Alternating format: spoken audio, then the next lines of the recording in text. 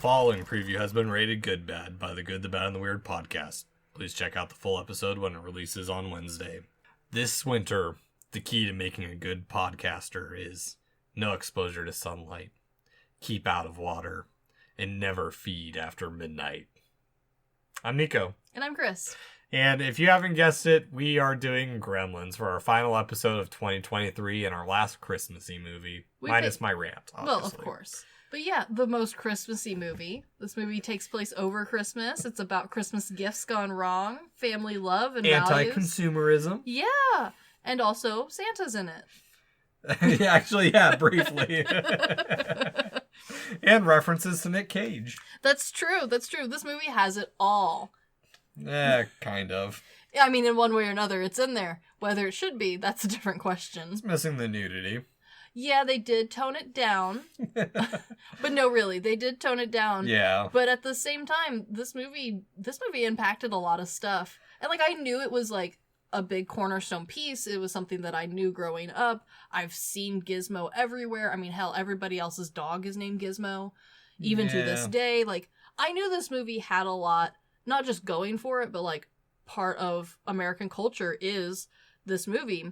I didn't realize, though, how much in the movie itself was going to be, keyed in from other elements. Yeah, and then there's me who didn't watch this movie until I was almost graduated with my master's in college and had never watched it because I thought it was a kid's movie, and then not even quickly realized... No, because it takes forever to get to the death. Didn't realize it was a horror film until I watched it for the first time, and even then, I'm still baffled at how this movie came to be at times. A lot of people are, including, I think, the writer and director, and maybe even Spielberg himself.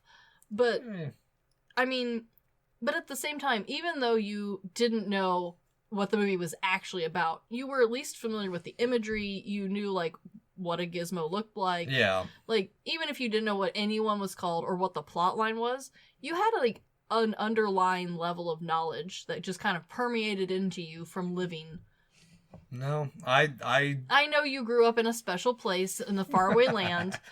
The faraway land of Deutschland. Yeah, but I don't think you're a unique case. I knew a lot of people who had the same experience as you, where they didn't watch it either because their parents thought it was too scary when they were a kid, and then when they got adults, they're like, I don't want to watch this kiddie movie. Yeah. Or they just, their parents didn't let them watch it as a kid because it's a bit much. Or parents thought it was going to be a dumb kids movie and never took them to it. Or, by the time they, grew up, they, already knew what a gizmo was. And honestly, if you are not, actively seeking out these older movies, it's easy to forget about them that you haven't seen them. Truthfully, I thought a gizmo was a gadget. I didn't even know it was tied to all of this stuff. Yeah. I didn't know it was a World War II term until this movie.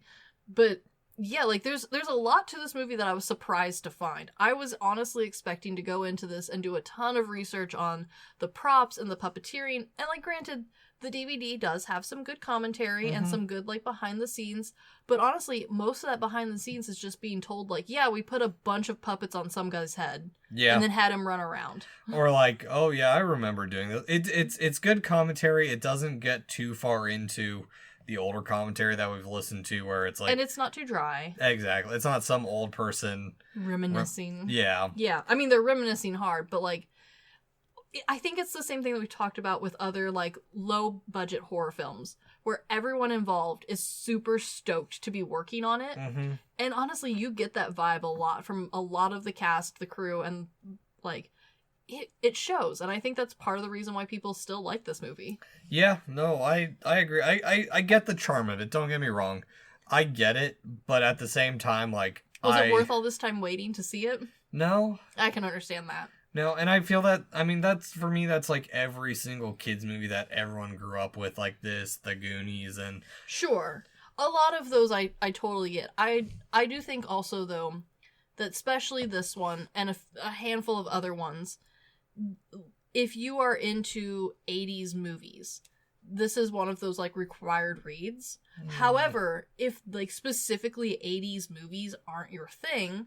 This isn't required read for anything else. This is just for that class. Depends on your 80s, because I like 80s exploitation movies. Sure, well, that's a very special genre. Yeah. And we put it in a box in the closet. Yeah. where it belongs. No, I'll just probably display it on my shelves. In your closet. Yeah, the movie vault.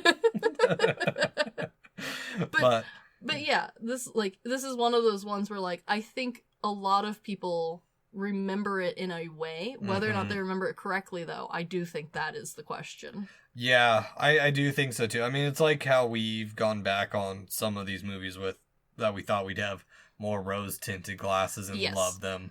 But like the Patriot or Braveheart movies that we grew up as kids and like thought it was, oh, we were gonna love it, and then you start doing your research and it's just kind of like, and then just like even rewatching it from a plot and film perspective, it's like, yeah, it's kind of entertaining, but it's not like as good as I remember, kind of thing. Whereas I do think this one, while not being as good as I remember it, it does have a weird level of like charm to it that like, even though for me this isn't one of the like ones I go back and rewatch every year, it's not part of my Christmas classics list. No. And it's not even part of my normal like lineup.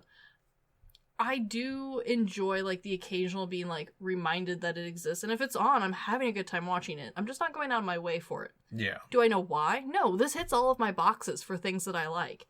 It's got all of the check marks. It's got weird puppets, it's got murder, it's got nonsense, and it has the death of Santa Claus. True.